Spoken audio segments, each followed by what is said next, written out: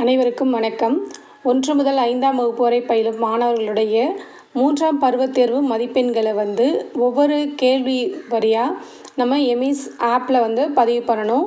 அதற்கு டிஎன்எமிஸ் ஆப்பில் அந்தந்த வகுப்பு ஆசிரியர்கள் அவங்களோட யூசர் நேம் பாஸ்வேர்ட் போட்டு லாகின் பண்ணிங்கன்னா இந்த மாதிரி ஐக்கான் வரும்.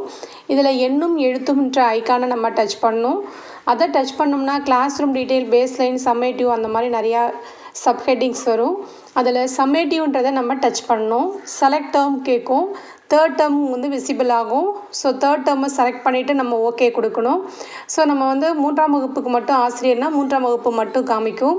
1 முதல் 3ஆம் வகுப்பு வரை நம்ம எடுக்கிறோன்னா 3 வகுப்புமே காமிக்கும்.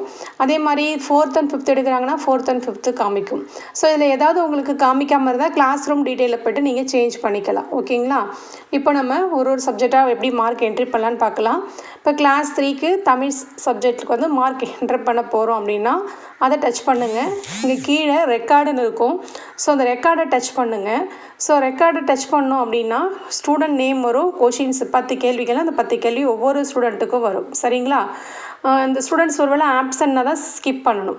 ஸோ இல்லைன்னா நம்ம மார்க் போடணும். நமக்கு ஆனுவல் எக்ஸாம் மேக்ஸிமம் எல்லா ஸ்டூடெண்ட்ஸும் வந்திருப்பாங்க. ஸோ அதனால் நம்ம மார்க் போடணும்.